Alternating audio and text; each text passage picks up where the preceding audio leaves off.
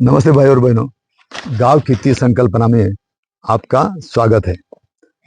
अभी ये गांव खेती योजना और डबलिंग दी फार्मर्स इनकम यानी कि किसानों की आय दोगुनी करना, इसमें जो कंपैरिजन है ये इसके ऊपर मैं अभी ये चौथा वीडियो बना रहा हूँ। किसानों के लिए जो दोगुनी आय दो करने का जो वादा था अपने बड़े भाई नरेंद्र मोदी जी का, वादा तो निभाया ही नहीं, कुछ किया ही नहीं। लेकिन इन्होंने ये जो कमेटी बनाई थी, ये कमेटी ने 14 किताबें लिखी, एक नहीं, दो नहीं, चार नहीं, 10 भी नहीं, 14 किताबें। और ये 14वां रिपोर्ट मेरे हाथ में है और ये सब पूरा अंग्रेजी में लिखा हुआ है। इन्होंने दूसरी भाषा चुनी ही नहीं, क्योंकि लोगों को समझ में आना ही नहीं चाहिए। ये किसानों के बेटे हैं, लेकिन इन्होंने जो काम करना चाहिए था, और इस कमेटी के अंदर जो मेरे जैसे अनुभवी और कृषि रत्न जैसे लोग होने चाहिए थे, जिससे वास्तववादी योजना ये मोदी जी को दे सकते थे, लेकिन नहीं हुआ। लेकिन मैंने जो वास्तववादी योजना की तैयार की है, गांव खेती नामक, वो भी अभी तक ये लोग मोदी जी तक पहुंचने नहीं दे रहे। ये भी मेरा रोष है, क्योंकि मैंने अभी तक मोदी जी को 5 पत्र लिखे, अभी 6 नंबर का लिख रहा हूं, लेकिन अभी तक मुझे पंतप्रधान कार्यालय से जो मैसेज आना चाहिए था वो अब तक नहीं आ रहा है। ठीक है, जाने दो। अभी मैं आपको फिलहाल ये जो समिति है, इसकी 16 नंबर की जो सिफारिश है वो मैं आपको बताता हूँ। प्रधानमंत्री बीमा योजना का दायरा बढ़ाकर एक आदर्श योजना बनाए। प्रधानमंत्री फसल बीमा योजना और मुआवजा दिए जाने पर बाजार मूल्य का जोखिम बना रहेगा, यानी बना ही रहता है। अभी गांव खेती संकल्पना में मैंने क्या लिखा है ये बताता हूँ।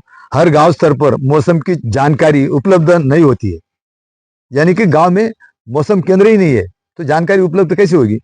इसलिए इस त्रुटि का लाभ उठाकर फसल बीमा कंपनियां किसानों को फसल बीमा देने से बचती नजर आती है। किसानों को उचित मुआवजा मिले, इसके लिए गांव स्तर पर मौसम की जानकारी दर्ज करना जरूरी है। इसके लिए भविष्य में गांव स्तर पर मौसम केंद्र स्थापित करने होंगे। सूखे से बचाव के लिए गांव स्तर पर मौसम संबंधी जानकारी दर्ज करना जरूरी है।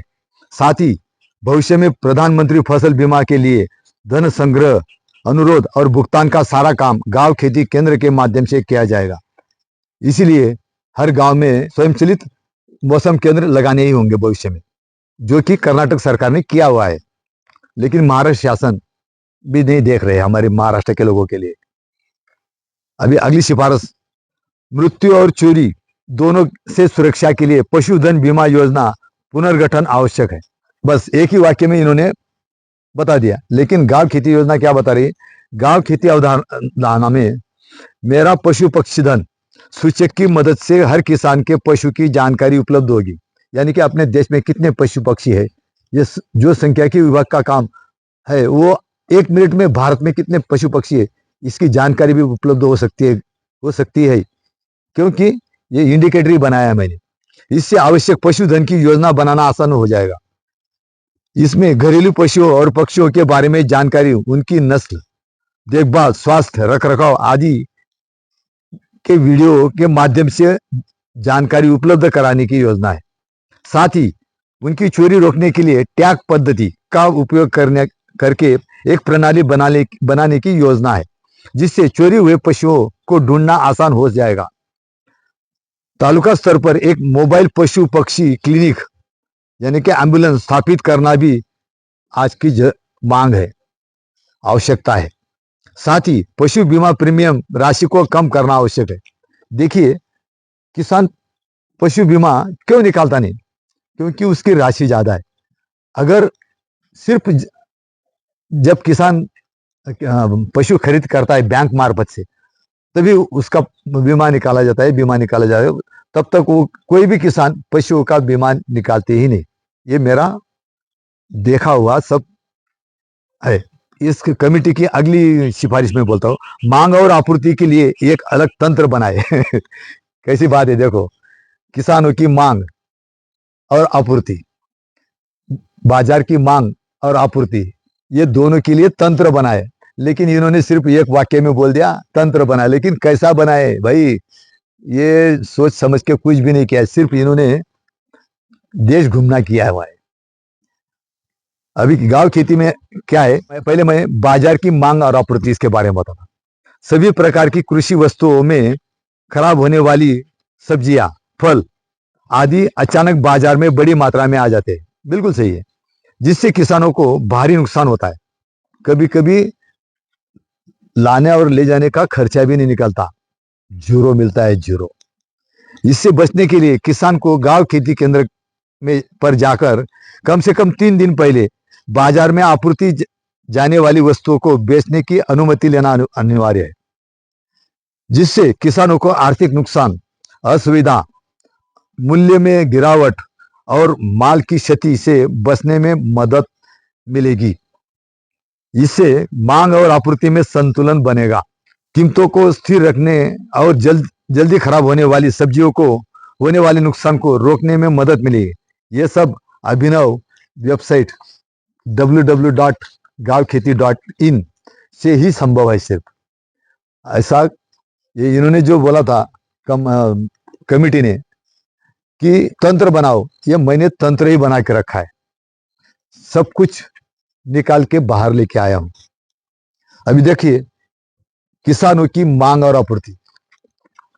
खेती करते समय कई बार किसानों के पास बीज, खाद, मजूरी, दवा आदि के लिए नकदी पैसा नहीं होता। इस कारण देर से बुआई या रोपण होता है। इसके कारण उत्पादन में कम हो जाता है, जिससे किसानों का भी नुकसान होता है और देश का कृषि उत्पाद कम हो जाता है। यह मार्गदर्शिका किसानों को उनकी मांग के अनुसार गांव में ही आवश्यक उपकरण और सामग्री उपलब्ध कराने के लिए तैयार की गई है। ये एक इंडिकेटर ही तैयार किया हुआ है मैंने।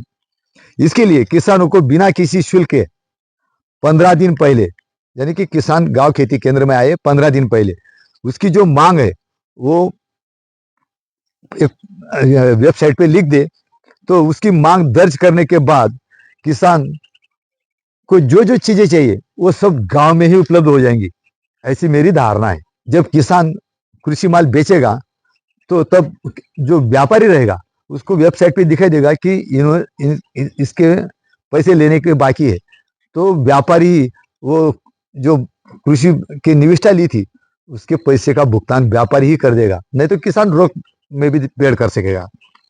अभी अगली सिफारिश, देश में सुसंगठित जनशक्ति और सूचना एवं संचार प्रौद्योगिकी के माध्यम से विस्तार प्रणाली को पुनर्जीवित और पुनर्स्थापित करें।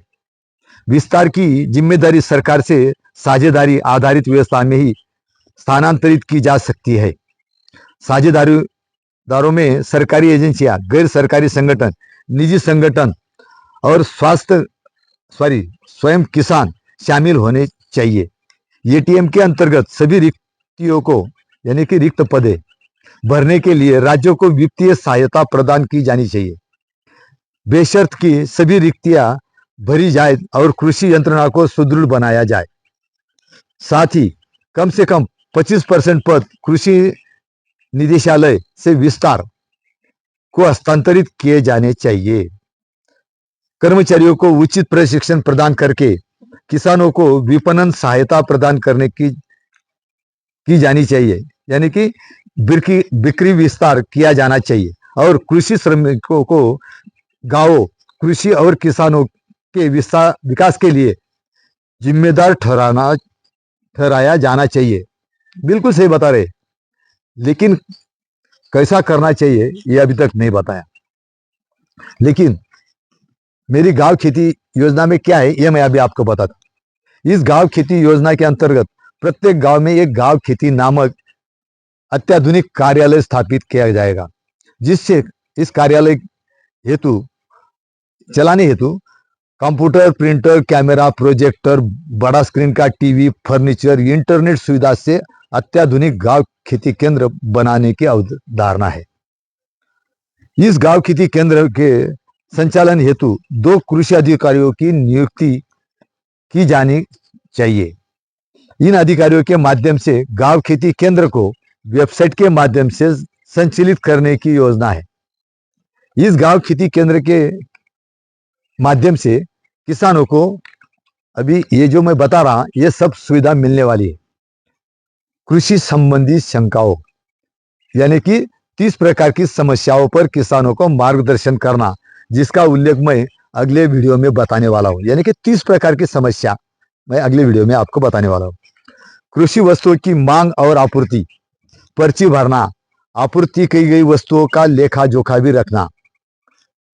तीसरा काम क्या होगा, प्राकृतिक आपदा या अन्य कारणों से हुए नुकसान का पंचनामा करना और उसकी जानकारी फोटो वीडियो वेबसाइट पर भरकर आगे की कार्यवाही के लिए वेबसाइट के माध्यम से तालुका स्तर पर भेजना। ये सब काम गांव गांव खेती केंद्र के कर्मचारी करने वाले हैं। अगला जो काम होने वाला है वो मैं आपको बता रहा हूँ।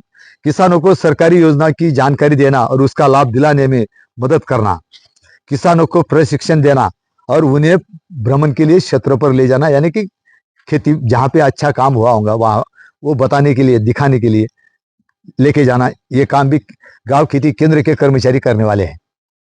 तालुका स्तरीय पत्र व्यवहार वेबसाइट के माध्यम से किसानों को न्याय दिलाना, गांव में सभी प्रकार की कर वसूली, प्रकाश व्यवस्था, जल आपूर्ति और अन्य 22 प्रकार की सुविधाएं उपलब्ध कराना, जिसमें ग्राम सेवक और तलाठी के सभी सहायक कार्य शामिल होंगे, विकास कार्य छोड़ के। गांव में छटाई मशीन के माध्यम से छटाई की गई सभी प्रकार की वस्तुओं का निरीक्षण करना, छटाई के अनुसार उन्हें प्रमाणित करना और कृषि वस्तुओं को ऑनलाइन बेचने के लिए मदद करना, यानी कि इनाम योजना चलाना। ये भी काम ये लोग करेंगे, यानी कि गांव खेती केंद्र से चलेगा।